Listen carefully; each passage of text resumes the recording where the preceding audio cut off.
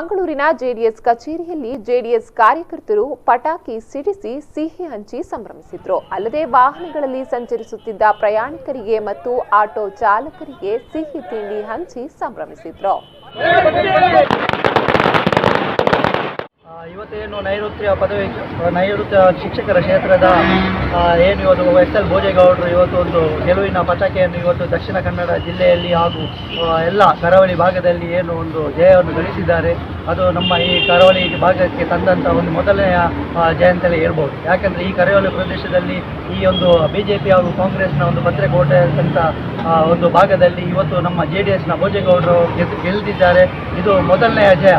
ಇನ್ನು ಮುಂದಕ್ಕೆ ಕೂಡ ಇಲ್ಲಿ ಇದೇ ಜಯ ಮುಖಾಂತರ ಇನ್ನು ಬರುವಂಥ ಸ್ಥಳೀಯ ಕಾರ್ಪೊರೇಷನ್ ಇಲೆಕ್ಷನ್ ಆಗಲಿ MP ಇಲೆಕ್ಷನ್ ಆಗಲಿ ಕೂಡ ಈ ಕಾರ್ಪೊರೇಷನ್ ಸ್ಥಳೀಯ ಇಲೆಕ್ಷನ್ನಲ್ಲಿ ಕೂಡ ನಾವು ಗೆಲ್ಲುವ ಒಂದು ಹುಮ್ಮಸ್ಸು ಇನ್ನು ಇದಕ್ಕಿಂತ ಜಾಸ್ತಿ ಬಂದಿದೆ.